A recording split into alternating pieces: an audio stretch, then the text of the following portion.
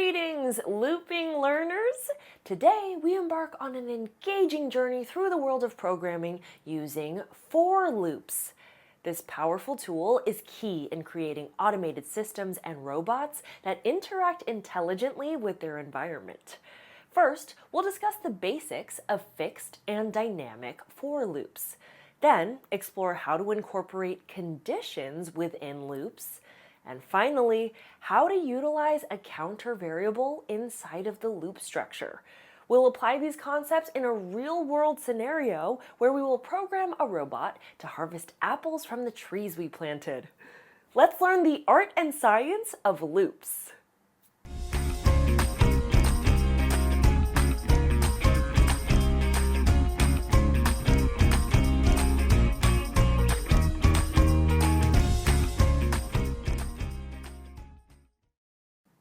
For loops are fundamental building blocks integral to creating efficient algorithms and essential for automating tasks. The for loop is a different type of loop that allows you to specify the exact number of times that you want a code block to execute. Let's look at an example. Imagine you're tasked with printing the word hello 5 times. Here, a fixed for loop is perfect because we know exactly how many times we want the loop to occur. For a basic for loop, we use the range function. This function specifies how many times the loop will execute. Using range 5, the loop will repeat 5 times, each time printing the word hello. If we were to use this code, the word hello would be printed to the screen 5 times, just like this. Can you write a for loop that will print goodbye 3 times in your guided notes? Pause the video here and give it a try. How did you do? Let's check. Your code should look like this. First, we set our for loop with a range of 3. Each time the loop executes, we'll print the word goodbye on the screen for a total of 3 times. Next, we will take a look at dynamic for loops, which have the ability to adjust their range based on variables. Let's say you want the user who is running the program to specify how many times the word goodbye is printed on the screen. Since the number of times the loop will execute will vary, we will need to replace the value in the range function with a variable. Here, the variable can change each time the program is run, and the loop's range dynamically adjusts based on the value in a variable. Can you write a dynamic loop that will print nice job 4 times using a variable named x to store the amount of times? Pause the video here and write this in your guided notes. Great job! The code should look like this. The output would be this. And I agree, that really was a nice job. I've just come across 8 space rocks. My crew and I are trying to determine which rocks are moon rocks. I have a special function called identify rock that will tell me if the rock that is being examined is a moon rock. We can use loops and if statements to help us with this. So first, we will set up our for loop. Since we have 8 rocks to examine, how should we write our for loop? That's right, like this. Next, we need to check if the identify rock function returns the value moon. If it does, we will print out moon rock. We can use an if statement within the code block of the for loop to help us with that. Great job! Could you help me with the next code? We need to write code to check 25 rocks and print Mars rock every time the identify rock function returns the value Mars. Pause the video here and write code to do that in your guided notes. How are you doing so far? Let's check if your code matches my example. Our range should be 25 since there are 25 rocks. Then we need to check if the rock is Mars using an if statement. If it is, we print Mars rock. Counter variables help keep track of the number of times a certain condition is true over each pass of the loop.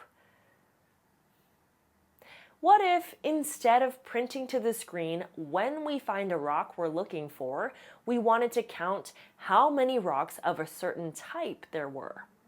For this, we can use a counter variable. A counter is a variable that keeps track of how many times a certain condition occurs. In this case, we can take the previous code and add in some code for a counter. The first line sets the counter variable to 0. Next, the loop happens just like in our previous example, but this time, instead of printing the phrase moon rock, we add 1 to our counter variable. This keeps account of how many times this condition occurred. Lastly, when our loop is finished, we print out the counter variable so we can see our result. This example highlights the utility of counter variables in loops, allowing you to accumulate values or track occurrences during iterations. Can you change your code for finding Mars rocks to instead print the number of Mars rocks that were found? Remember, for your example, we are searching through 25 rocks. Pause the video here and give it a try on your guided notes sheet. Great work! Let's check your answer.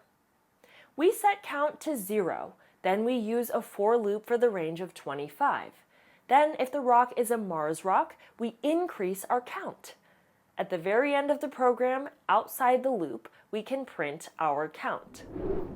These elements are crucial in programming environments where adaptability and precision are key.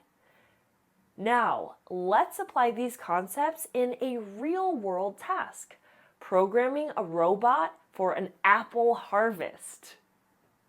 The goal is to collect apples from an orchard and calculate how many apple pies can be made. Each tree in the orchard has enough apples for 10 pies.